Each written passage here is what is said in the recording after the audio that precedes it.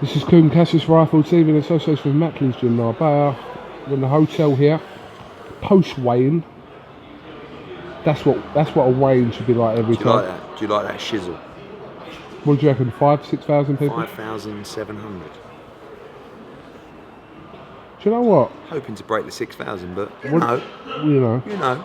What did you make of reception both got? Because it was a bit confusing. It was like, well, Scott came up first and got half booed, half cheered, and I thought, and then Carl came out and got the same, which kind of makes sense. If it was, I don't know. Yeah, I thought it was same exactly sort of that. Yeah. I think more Irish are going to obviously arrive tomorrow, but I think on the night, I think it's going to be kind of half and half. I think, as it probably will be with numbers. So, but it was special. I mean, you know, listen, there's so many times where you do a weigh-in in a hotel and there's 50 people and you're just going through the motions, and then you put something like that on where you just look around and think, wow, this is unbelievable, you know. And guys from across the pond, judges and officials, and even Michael Buffer, you know, just saying, this is unbelievable. We've never seen anything like this. And I think that's a testament to where British boxing's at. And both guys, because they've built something special here. I interviewed a couple of the fellas from the Boxing Asylum podcast. Oh yeah, I saw them, yeah. Yeah, a couple of ones that give you stick, and they had a couple of words about you, but I did point out to them that if it wasn't for you, then they wouldn't be standing where they was at that present point. So. Well, was one of them called Andy? Yeah. And one of them was called Tommy. These are guys that spend their entire day abusing me on Twitter, and I met them at the thing, and they were actually quite pleasant. So, you know, I think a lot of people.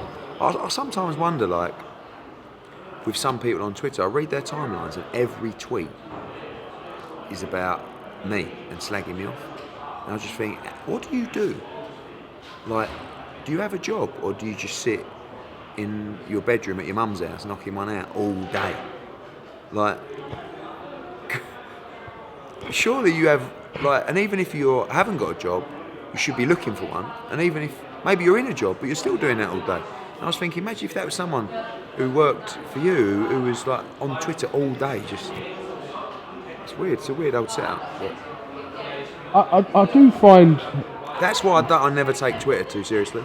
Like, that Tommy geezer from Asylum just gives me stick non-stop. And then you meet him and you can't help but laugh. Do you know what I mean? Like, he's just some friendly, cuddly geezer, really, who is just, you know, you just want to squeeze him and get his cheeks and go like that, you know?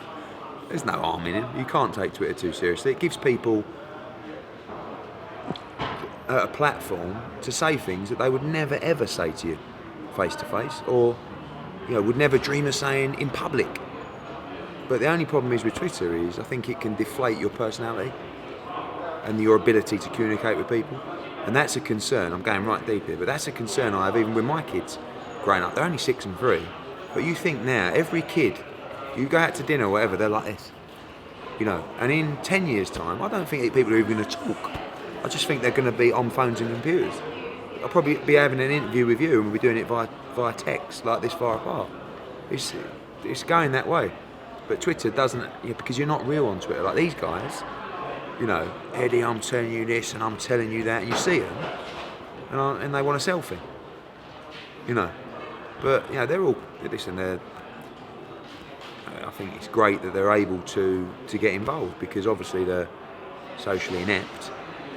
And like I say, you just want to give them a little, you know, and tap the belly. There was a couple of instances at the weigh-in today.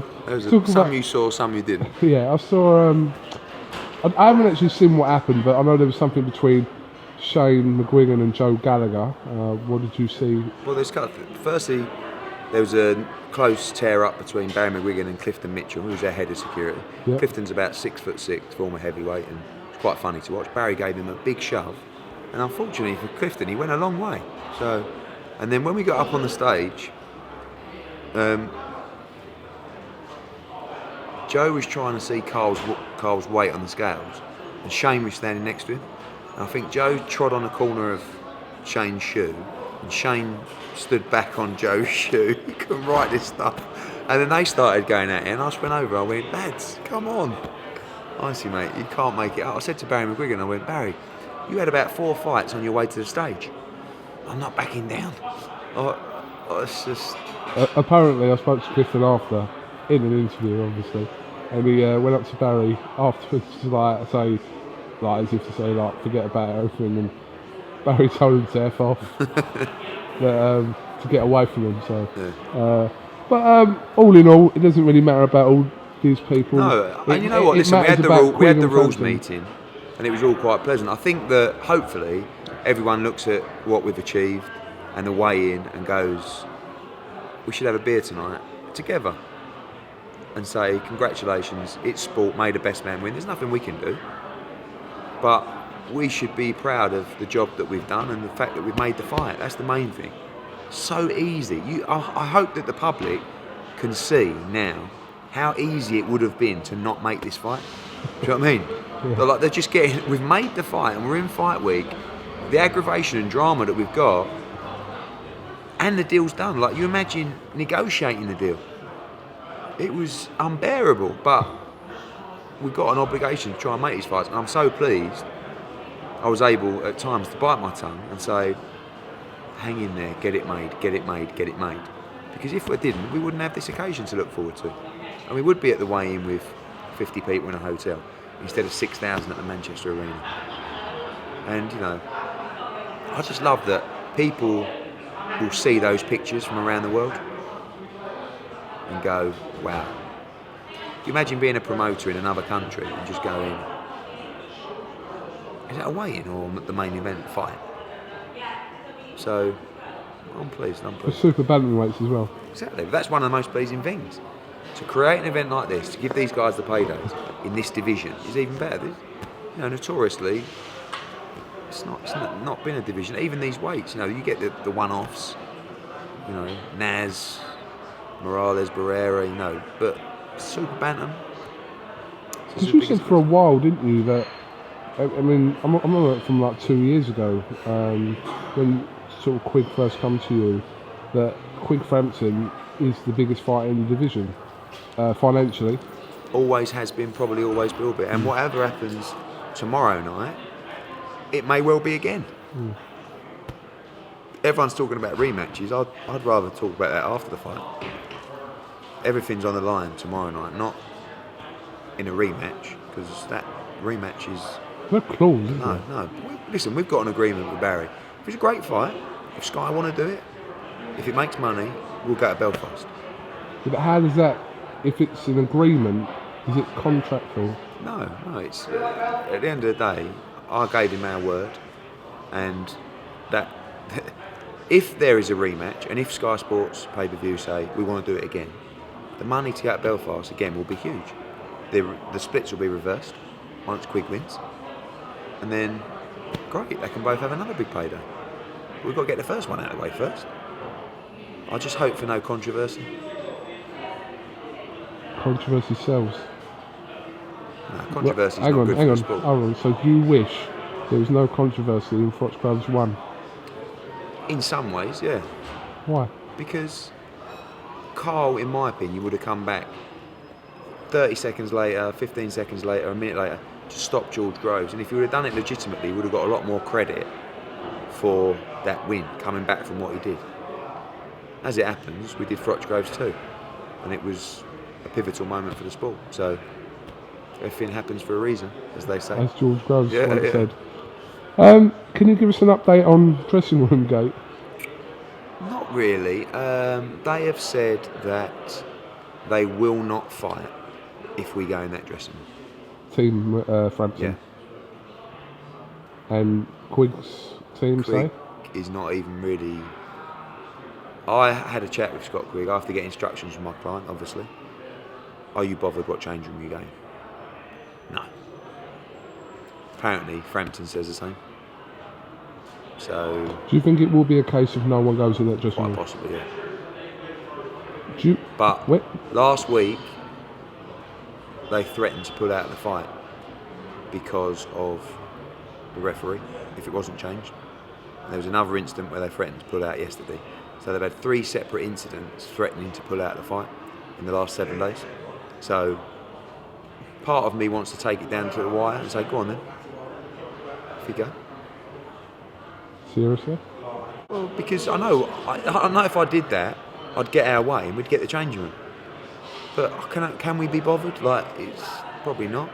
Do you believe them being serious that they would walk away with it from this fight over a dressing What do you room? think?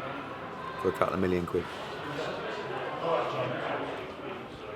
Well, I'd like to think not. Look, yesterday, They're not they serious. said, unless we sort out this changing rooms, we are not coming to the press conference. This was 5 minutes before the press conference. And I went, that is a great idea. We'll do the press conference on our own, and you won't be there, and we'll just talk about the changing rooms, and it'll create a load of hype. And he went, oh, hang on a minute, let me just talk to Carl. 30 seconds later, they walked into the press conference. I don't play games. Like, yeah, we can have a bit of fun, but I'm not like, oh, I'm not backing down. We're going to run this to the wire, lads. Can't be bothered. I'd rather have a nice bit of dinner tonight and then go to the fight and enjoy it. We'll stand our ground. I'll fight Scott Quigg's corner, but, you know. When I spoke to Adam Smith last night, he said he feels a defeat for Scott Quigg will affect him worse than Hurt Frampton.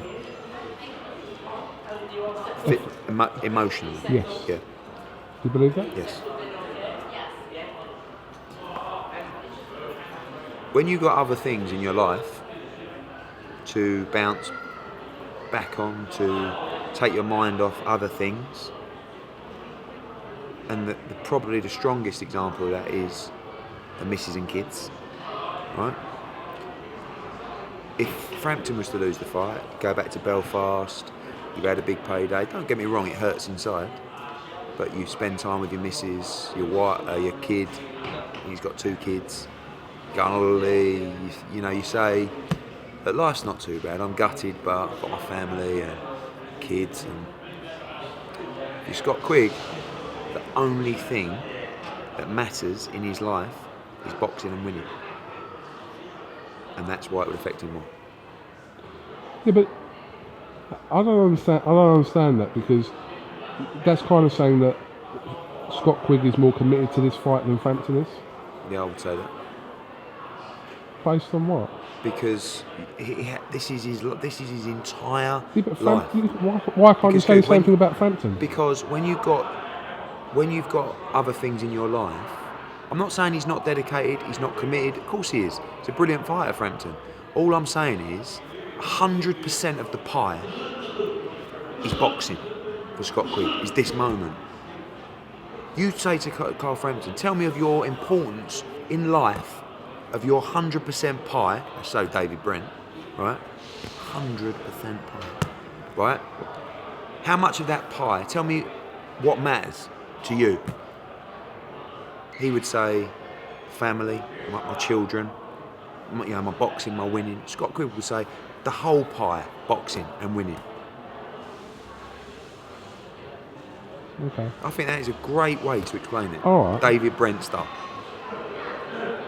Do you know? Yeah, I get that, but When the only thing that matters to you is that's it. You eat, sleep and breathe it. You're not thinking about, oh, I've got to go and see the kids, or got to phone them up, or, you know. And that's the same with anything. You can be more, you know, little Frank Smith, who works for me, yeah? His whole life is built around his job. He's built around events. The moment he gets a missus and she starts reining him back, he's not going to be the same person. And we'll have to give him the boot. No, I'm only joking, we won't. But do you understand what I'm saying? Right. You know, commitments get you, you know, look at you. You know, now you're all loved up, right? You don't come to as many shows. Or you might send James or Sonny to a few, because you've got commitments. So a little bit of that pie is taken away from you. You know, I'm talking the truth. can I just say something? I don't Boxing. send anyone to anywhere, by the way. Boxing is a very, very lonely sport.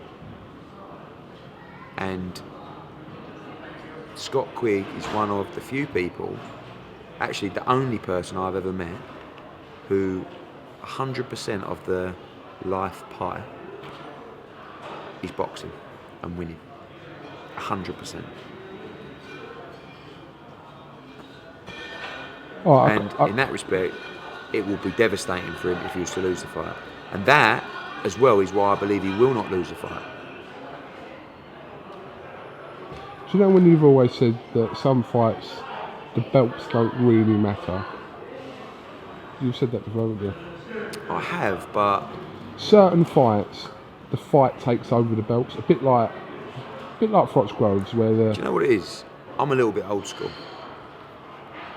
When I was watching boxing growing up, I remember, and my era was more slightly before my time, but you know, Hagler, Leonard, Hearns, watching those eras, I would just remember the IBF belt was the one that was red and gold. Yeah? The WBC was the green and gold belt. So, for me, I feel like the belts are important, and I know how important they are to the fighters. So, take the belts away, and you have no unification fight, no world title fight. Does that sell as much to the public? My answer is no. And does it mean the same to the fighters? My answer is no as well. in that respect, yeah, I totally agree. But what I'm saying to you is that the talk about this isn't really the fact that we know they're world champions. I think there is a lot of talk. I disagree with you again. I think this is a unification fight, and I think that is important. It's very important in selling the fight. Might not be as important to the hardcore boxing fan, but when you're selling it to the casual punter, they need to know these two fighters are world champions, and they need to know both belts are on the line. Yeah, okay, I get that. I don't know if you really know what angle I was coming from. I understand exactly where you're coming from. It's a great fight, and there are no belts required. Yeah. I'm just telling you, it's easier to sell. You know. Yeah, because if you'd done this fight 3 years ago, when they were Like, British and it's a bit like, European. oh boys, good mate. Say that again. Oh fucking hell! What? Brian King? Where is he? He's not coming. He couldn't get his arse on the plane seat. He tried to get two, but you know what I mean. Is this your tickets for us? Really? Yeah. Tickets for him. Last time I met him, VIP? he ended up getting in VIP. He did melt though when he met me. I know secretly he's got posters up with me in his room. Are you friends with Brian King? You know him, yeah. Oh dear. But you wouldn't admit to being friends. Do you want me to phone him? No, you're alright. You're all right. You said you wanted to talk to you. No, we're alright. Yeah, so where were we? I've completely gone off. Oh right, yeah, about belts. Yeah. So basically, it's a bit like you've got two supercars, Quigg and Frampton. They're unbelievable, right? But in both of them, they've got absolutely everything, and they've also got an iPad charger in the steering wheel that you can actually put it in, right? Does it matter if they've got that or not? No. Do you know what?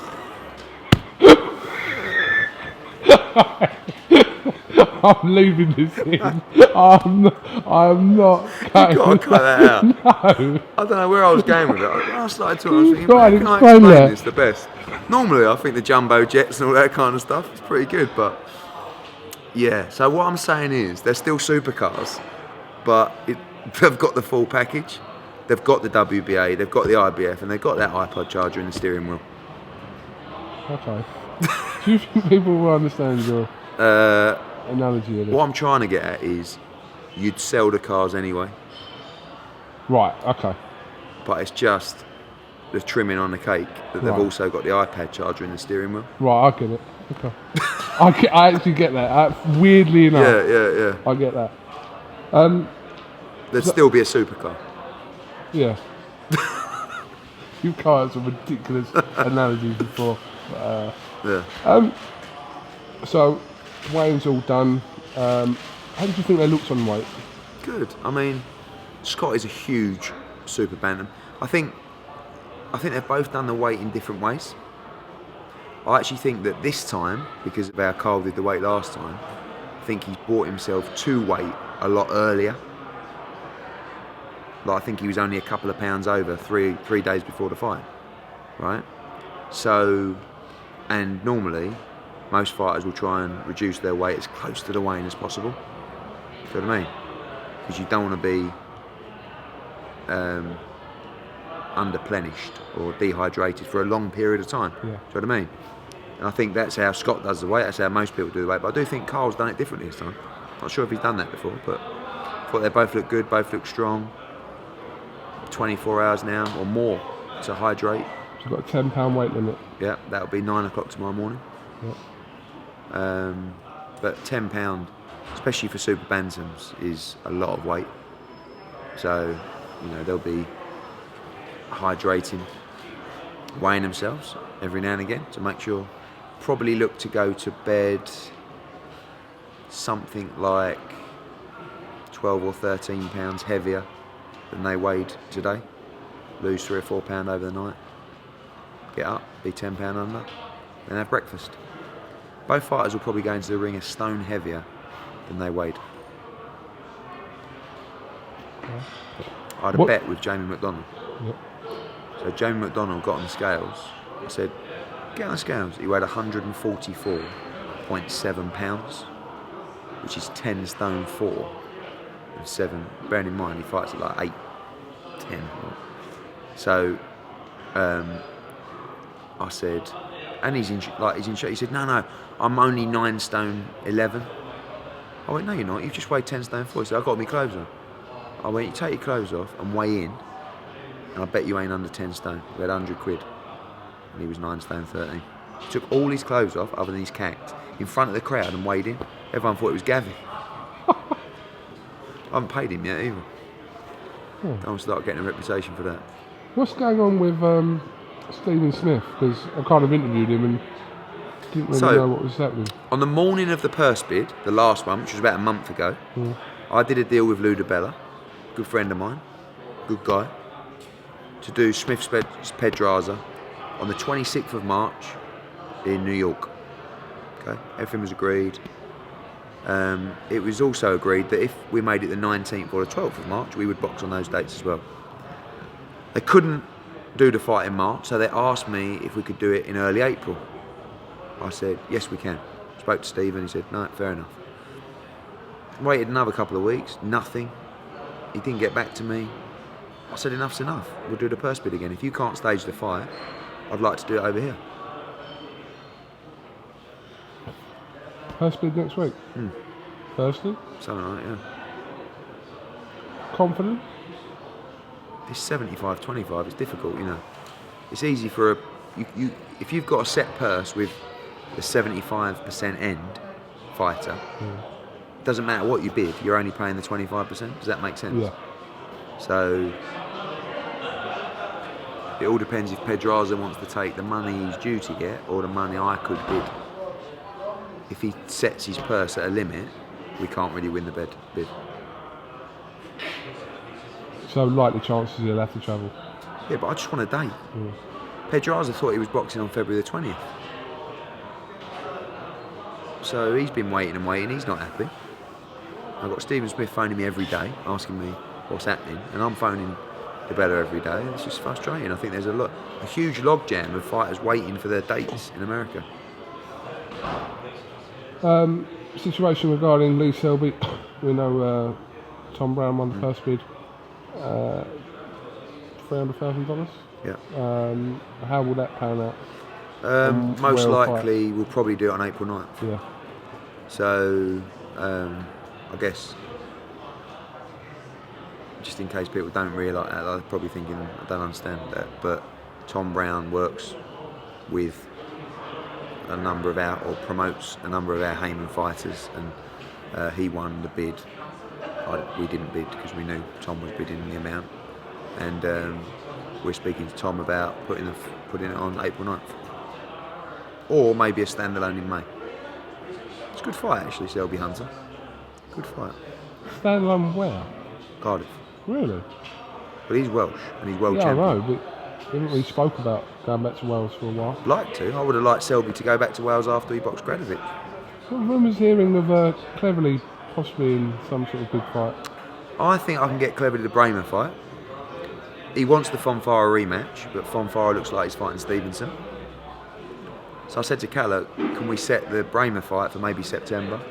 Get Nathan out in April and then fight Bramer for the world title. Okay. There's something else I wanted to ask you. About another one of your fighters. No. Oh, any other developments on April the 9th? No, I mean, we've got George Groves might be on the card. Lee Selby against Hunter might be on the card. James DeGale, maybe. Macklin against Brian Rose. Possibly Burns against Zepeda, the final eliminator. And the debutant, we'll announce next week. And O'Hara Davis, a few others. April the 9th, baby. Alright, well, listen, unless you've got any other different analogies you want to make with boxing and boxers. No, not for now. I'll have a think about it. What are you doing tonight? I'm going to go for dinner with the officials, and just so everyone just understands, that's myself, Cyclone, and everybody involved in the event. And then I'm going to mooch around, might go for a beer in Manchester. Got to keep my head down with all these Belfast fans. Tomorrow. You You've ready? got some faces tomorrow coming, haven't you? Eh? You've got some faces at ringside tomorrow. Everybody wants to come, you know. Why wouldn't you? Fury's going to be there Fury was there today. yeah. Amir He Khan's texted going to me. be there. Yeah, Fury texted me and asked me for 4 tickets. He sent me a picture with him with all the belts, and he said, I've got all the belts. And I just replied, not for long. And he said, make sure Joshua beats Martin, because I'll look better when I whoop his ass. And I said, yeah, we'll beat Martin. I said, and don't worry, we'll give you your payday. And he just laughed. But I like Tyson. He's supporting Jose and Isaac. I think Isaac's his cousin, eh? Yeah, I think he is. Lovely. So, and when Tyson watches them fight, he goes mental. So, I think everyone is literally buzzing with anticipation about Frampton-QUIGG. Don't you think? Amir texts me. He's working with coming. his guy. Yeah. Who else is coming? Kel, Frotch should be there? Frotch. I think there's like Tony McCoy. There's a couple of actors coming. Rooney's coming. Yeah, loads. Everybody. Do you know what's weird? When I've just noticed that when you watch like ringside of one of your events, and like you'll probably have Fury nearabouts there and whoever else there. I know Fox is probably working with Kell Brook and blah blah. When you watch the American fights and you watch the camera ringside, like you never know who's in the first 2 rows. Yeah. Mainly TV execs. Yeah. The arena or the event, whether it's MGM or something like that, some of their customers and clients. I just like to have the team, you know, like our fighters in those front 2 rows. You don't just want the most famous people at ringside. No, look, and people always moan about celebrities going to boxing. Sky like it. You know, people like to have faces at ringside. Even if you bought a VIP ticket and you're all of a sudden you're sitting next to Tyson Fury and you're a boxing fan. You know, with that in a ringside area, we try and make that as accessible as possible. For the bigger ones, it's expensive, but you can still get in there and mix with these people, and people like that. Fair enough. Alright, Eddie Hearn. So, half hour that's gone. 4:15. I'm going to do some work, so Sorry? do some work. What did you... You said you're going to do some work? Yeah. Mate, that's funnier than my iPad charger in the steering What do you wheel think I now. do? Eat, film, sleep, Sorry, that just cut out. You think I eat, film and sleep and that's about it? What? You don't realise, do you? Me and James sat in the hotel room till 2 a.m. like putting out and editing videos. And we got up this morning, had a bit of breakfast, went straight to the weigh-in, been filming ever since, and then we'll do the same tonight, and we'll do the same tomorrow. When everyone's partying tomorrow night, after the fight, whoever wins, whatever, we'll be in this hotel editing videos until like 4 or 5 in the morning. So don't you give me your sub story when you're partying down San Carlo later on.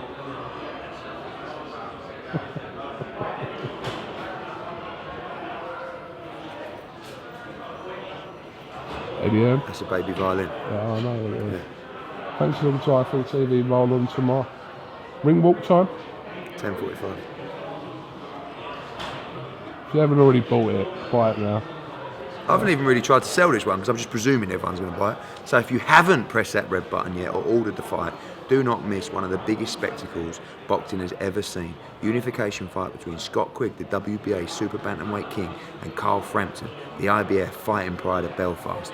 Do not miss the show. Tune in and get ready for one hell of a fight.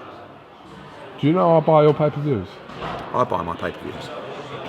I do. I do. It all helps. I watch it and then I'll go and watch it tomorrow I morning. buy them. Even when I've been there, I'll Good go man. the next day and Good buy man. them. I do buy them. I bought Rule Britannia. I bought Joshua White. Klitschko Fury. Yeah, I buy them as well. And I'm there. Good man. Supporting the cause. Lining the boxer's pockets. And there you said it. Lying in the boxer's pockets. Yeah. I'm definitely not doing it to line your pockets. No, but what you said is correct. Yeah. Short career, as you said. Thank you very much.